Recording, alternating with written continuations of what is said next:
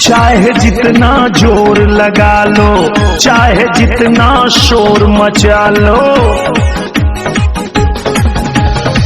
चाहे जितना जोर लगा लो, चाहे जितना शोर मचा लो, जीतेगी बीजेपी। आएंगे फिर योगी ही, आएंगे फिर योगी ही,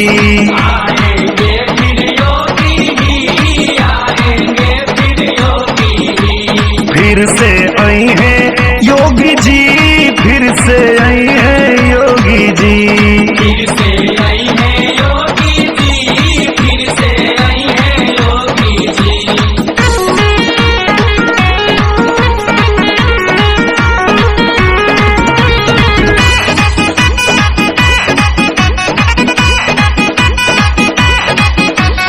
भ्रष्ट लुटेरे चोर माफिया दंगाई सब साफ हुए, दंगाई सब साफ हुए, हाँ दंगाई सब साफ हुए। जातिवाद परिवारवाद के चेहरे सभी अनाथ हुए, चेहरे सभी अनाथ हुए, हाँ चेहरे सभी अनाथ हुए।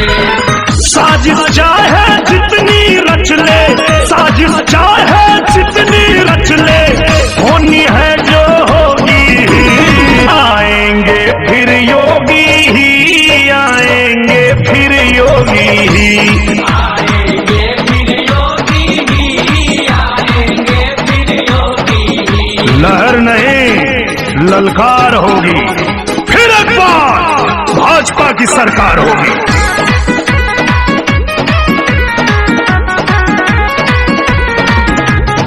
सबको पेंशन मुफ्त में राशन, सड़कों का है जाल बिछा, सड़कों का है जाल बिछा, सड़कों का है जाल बिछा।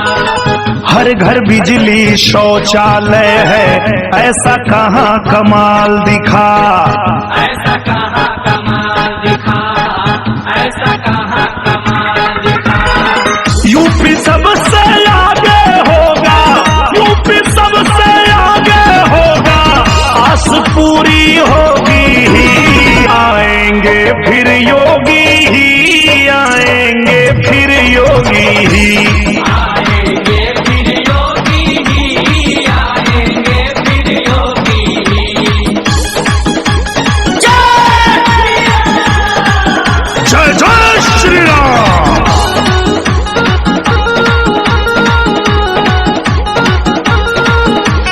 दिव्य कुंभ और भव्य अयोध्या, मथुरा काशी याद रहे, मथुरा काशी याद रहे, हाँ मथुरा काशी याद रहे।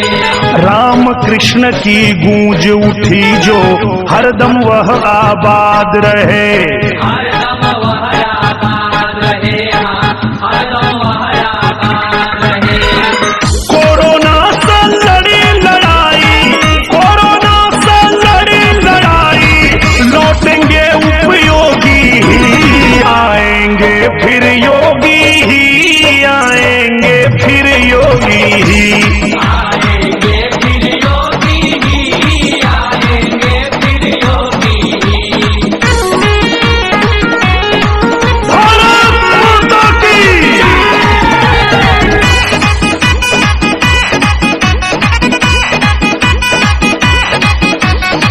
यूपी फिर तैयार खड़ा है, सुंदर कमल खिलाने को, कमर का बटन दबाने को, यूपी में कमर खिलाने को। देश में नंबर 1 होने को, अपनी शान दिखाने को। एक बराबर है हम सब, अब सबको ये समझाने को। मोदी जी के अगुवाई में, मोदी जी के अगुवाई में, जीत बम्पर होगी ही। आएंगे फिर योगी ही, आएंगे फिर योगी ही,